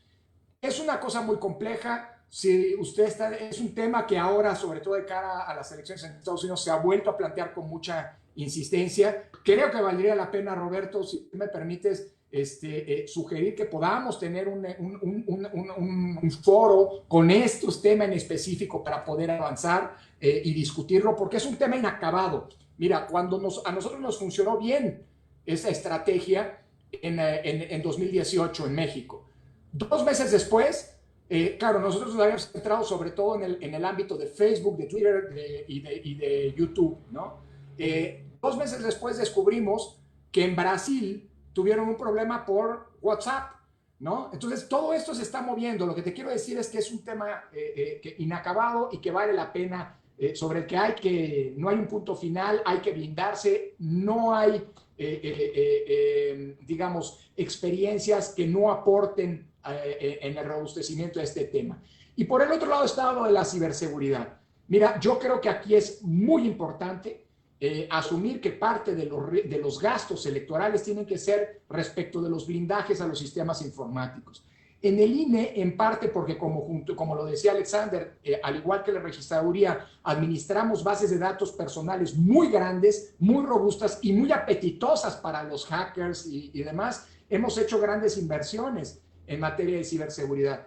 A mí me gusta recordar que en 2018, en las elecciones presidenciales, justo cuando ocurrió el hackeo, probablemente Alberto lo recordarás, el hackeo del sistema de transferencias electrónicas del Banco de México, que fue muy sonado, en esos mismos días el INE estaba sufriendo el que hoy está documentado, fue el ataque informático más grande, más intenso que ha recibido una autoridad del Estado mexicano en la historia, y logramos aguantar. Claro, esto es producto de una inversión no solamente en ciberseguridad interna, sino también en mecanismos externos que nos van permanentemente, digamos, alertando sobre posibles vulnerabilidades, backdoors, etcétera, etcétera, etcétera. Ese es un tema en el que las autoridades electorales hoy estamos obligadas a hacer inversiones y a tomar una atención particular. Porque tan graves como el fenómeno de las fake news durante las campañas o durante la misma jornada electoral, como grave es, por ejemplo, que te hackeen y te impidan la oportuna difusión de los datos preliminares de los resultados en la noche misma de la elección. Entonces yo creo que estás tocando un tema fundamental, un tema del que depende la credibilidad de las elecciones, y aquí no hay diferencia entre democracias consolidadas y democracias, como se decía antes, más jóvenes o en vías de consolidación. La estadounidense es probablemente la democracia más añeja, y ese trata un fenómeno que vulneró en el 2016 pues, la credibilidad del entero sistema electoral. Por eso yo creo que ese es un tema fundamental que tiene que ser parte de la agenda permanente de las autoridades electorales y de una discusión pública en foros como este y otros que nos permitan transmitir todo lo que se está haciendo para blindar desde el punto de vista de la confianza y de la certeza a los procesos electorales, ¿no? Muchas gracias. Sergio me ha pedido la palabra para hacer una pregunta a Alexander. Le doy la palabra a Sergio. Gracias, gracias Roberto. Me alegra, felicitaciones en principio a la universidad y a todos los asistentes a este foro, en especial a los tres disertantes que nos han iluminado con muchas cosas que tienen que ver con la organización de los procesos electorales, las instituciones y la incorporación de tecnología. En este sentido quería preguntarle al registrador, a Alex, si tienen algún tipo de legislación prevista nueva para redactar relacionado con el voto a través de Internet, que implica ciertamente unos cambios en los usos y costumbres de las sociedades significativos. Gracias, Sergio. Sí, efectivamente. Si ustedes pudieron notarlo, la apuesta que le estamos haciendo nosotros primero es transformar la legislación para implementar los modelos. Porque es que en Colombia se venía haciendo todo al revés, o se estaba haciendo al revés. Implementaban una tecnología a través de algunas decisiones administrativas, pero no quedaban con la protección legal en el tiempo. La gran apuesta es, como ustedes bien lo pudieron ver, implementar varios modelos. ¿Cuál es la idea? La idea es que uno de esos modelos es el voto no presencial, que es el voto digital. Nosotros estamos colocando en la legislación nuestra, nosotros no lo hemos podido aplicar porque no está, y les quiero contar una infidencia. El presidente Iván Duque, cuando tuvimos la oportunidad de hacer, hicimos el lanzamiento de las elecciones de los jóvenes para este año, vino el tema de la pandemia. El presidente convoca una reunión y me dice, registrador, ya que no podemos hacer la elección de manera presencial, hagámosla de manera digital. Yo le dije, presidente, podríamos hacerla, el único problema es que la legislación no nos permite el voto digital. Entonces, lo primero que estamos haciendo es hacer la legislación para luego implementar el modelo digital. ¿Con qué vamos a arrancar nosotros? Con un piloto que va a ser el más interesante y México le está apostando a eso, los colombianos en el exterior. Entonces, ¿por qué? Porque es un padrón general en el exterior y es mucho más fácil implementar la plataforma. ¿Cuál es la idea? Que bajo el principio de progresividad utilizamos el modelo de los colombianos en el exterior, tenemos la plataforma lista y con ese objetivo, una vez que en la legislación aprobada, nos lanzamos con la prueba piloto de los colombianos en el exterior. Para sumarle a la pregunta anterior que contestó Lorenzo frente al tema de la ciberseguridad, obviamente estamos garantizando también la ciberseguridad en este proceso digital porque eso es un voto que va a navegar sobre las plataformas. Pero yo he hecho dos apuestas en este sentido. como dice Lorenzo, los órganos electorales deben invertir en ciberseguridad, pero para nosotros, y en especial para mí y para la organización electoral, las elecciones son un tema de seguridad nacional. Entonces, ese tema de que dejen al órgano electoral responsable de defenderse de los ataques de la ciberseguridad, ningún órgano electoral, por más que tenga inversión en dólares, puede completar eso. Nosotros hemos trasladado una responsabilidad compartida, sin perder la autonomía de nuestro órgano electoral, que obviamente las fuerzas militares del Estado, igual las de policía y todos los organismos de inteligencia del Estado, deben proteger las elecciones. Las elecciones son un tema de seguridad nacional, no es un tema que recae solo en el órgano electoral. En ese sentido, al implementar el voto digital y todas las tecnologías que podamos nosotros protegernos, debe ir directamente correlacionado con un tema de seguridad nacional en que nuestras fuerzas militares de policía y organismos de protección de inteligencia informática deben darnos también una seguridad externa a nosotros, proteger nuestro sistema como un tema de seguridad nacional. Si nosotros no tratamos el tema de elecciones como un tema de seguridad nacional, ningún órgano electoral va a poder protegerse. Entonces nosotros necesitamos primero una primera línea de acción, que es nuestro Estado y nuestro gobierno protegiendo nuestras elecciones sin intervenir en nuestros sistemas informáticos, pero sí prestándonos la seguridad informática para defendernos. De ahí para allá viene un segundo control, que sería el nuestro, y bajo esa premisa nosotros tendríamos claro que en esta legislación que vamos a implementar le estamos dando responsabilidad al Estado y al gobierno en este caso, que deben proteger la ciberseguridad de las elecciones por ser un tema de seguridad nacional. Absolutamente. Muy buena tu reflexión. Yo pondría un ejemplo. Cuando estamos realizando elecciones, se pide la cooperación y se necesita muchas veces el apoyo de las autoridades para defender el proceso, defender los recintos, defender las urnas, defender la seguridad. Muy buena observación. La tecnología no tiene por qué ser distinto a eso. Muy bueno. Le doy la palabra, la última palabra la tiene de Paraguay, nuestra querida amiga de quien hemos aprendido mucho, Malena Huampenca. Bienvenida, un gusto tenerte. Le doy la palabra.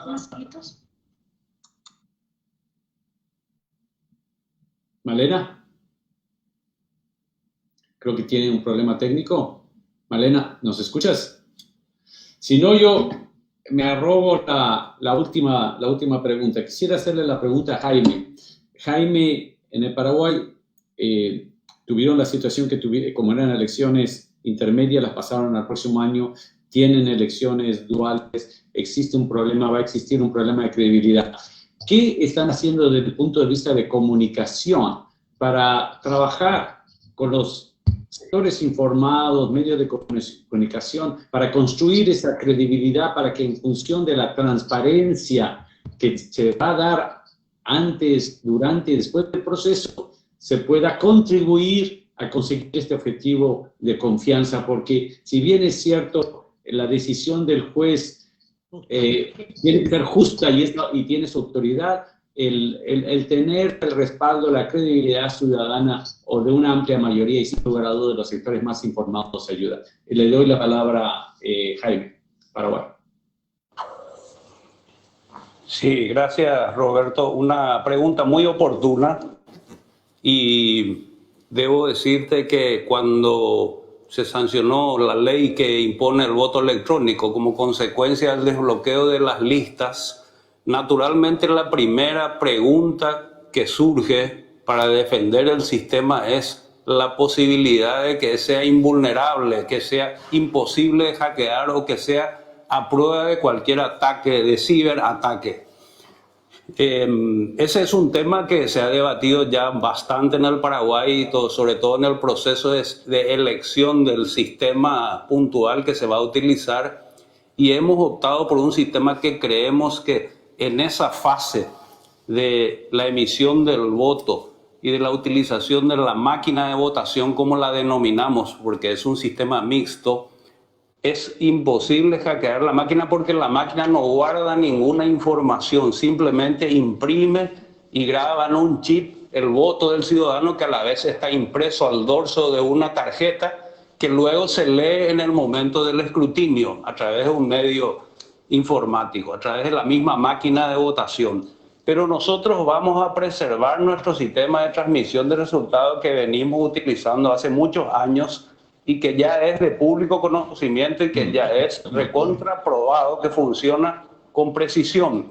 Natural, esto va a continuar con una campaña de capacitación y de hacer que cada ciudadano paraguayo pueda tener acceso a la máquina. Por supuesto, tenemos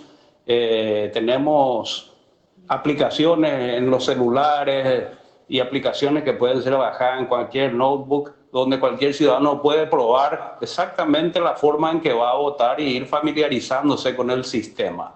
Es un trabajo muy intenso, un trabajo que es fundamental porque todos los que estamos conversando y los que nos están acompañando saben que un sistema electoral funciona cuando es confiable. Sin confianza no existe. Puede existir formalmente un sistema electoral perfecto, pero si no es creíble, no funciona. Por ejemplo, el sistema brasileño, que a nosotros no nos funcionó, ellos lo vienen aplicando hace muchos años y lograron instalar en la ciudadanía brasilera la confianza. Así que ahí va lo que apuntando, que es sobre todo es problema de confianza. Los brasileños en un proceso de más de 20 años lograron instalar la confianza en que cada ciudadano sepa que esa máquina es creíble y los resultados son absolutamente confiables. Entonces, por ahí pasa la cuestión. Es cierto, y tu pregunta es fundamental, Roberto, que debemos seguir trabajando intensamente en lograr que el día de las elecciones la gente diga, sí, este es un resultado absolutamente transparente y se respetó la voluntad popular. Tenemos una ventaja dentro del escenario, que es que las elecciones intermedias, como bien las has llamado, que son elecciones municipales, todavía no son el gran partido que son las elecciones presidenciales o de senadores y diputados, que sí es una elección ya de más jerarquía. Así que en esa línea estamos trabajando, Roberto, y espero haber respondido a tu pregunta. Sí. Cómo no, muchísimas gracias, Jaime. No sé si Malena tiene micrófono. Sí. Hacer la última. Hola, ¿me escucha Roberto? ¿Me estás escuchando? Bueno, todo. En primer término, me siento tan emocionada al ver a tantos amigos tan queridos de distintos lugares de nuestra hermosa América. Brillante la exposición de los señores que han brindado sus conocimientos, sus experiencias, nos han dado lecciones realmente, porque como dice Alexander, tendremos que después de esta pandemia manejarnos únicamente con la tecnología. En fin, les digo que este tipo de reuniones virtuales es de suma importancia, es tan importante realmente, muy enriquecedora, y que esto continúe, querido Roberto. Alejandro, me alegro de verte. Lorenzo, presidente, Rodrigo, me encanta. Estuve atendiendo todo el tiempo sin moverme del lado de mi equipo, así que les deseo un buen fin de semana y brillante los tres. Un beso para todos y un abrazo virtual, que es lo único que nos podemos dar ahora.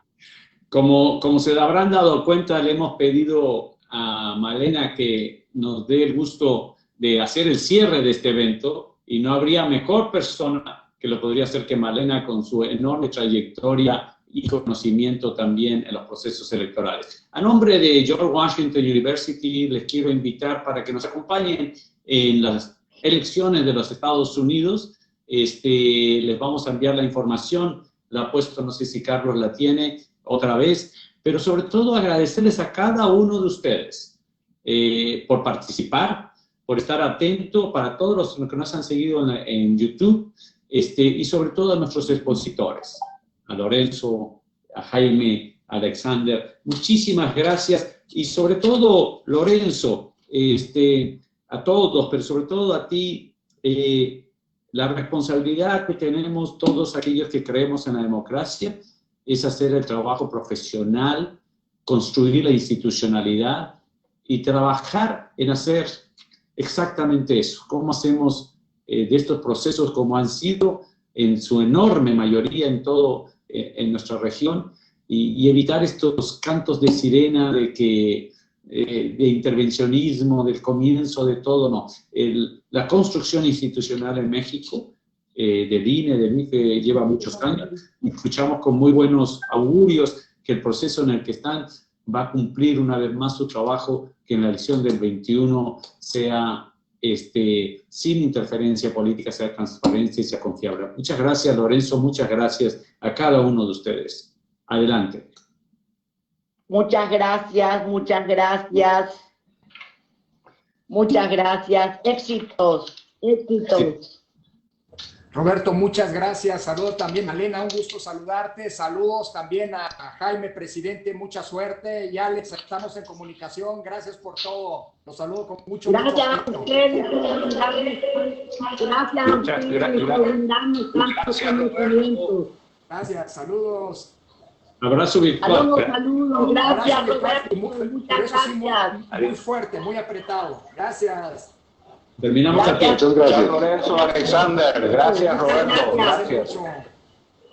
Gracias. Muchas gracias, Roberto Conrado, de verdad, muchas gracias mil. Un gusto tenerte. Nos vemos en noviembre. Nos vemos en Seguro, noviembre. ya, cuenta con ello. Gracias mil. Alexander, igual. Gracias a todos, Roberto, Lorenzo, Jaime. Muy buenas Un saludo. presentaciones. Muchas gracias.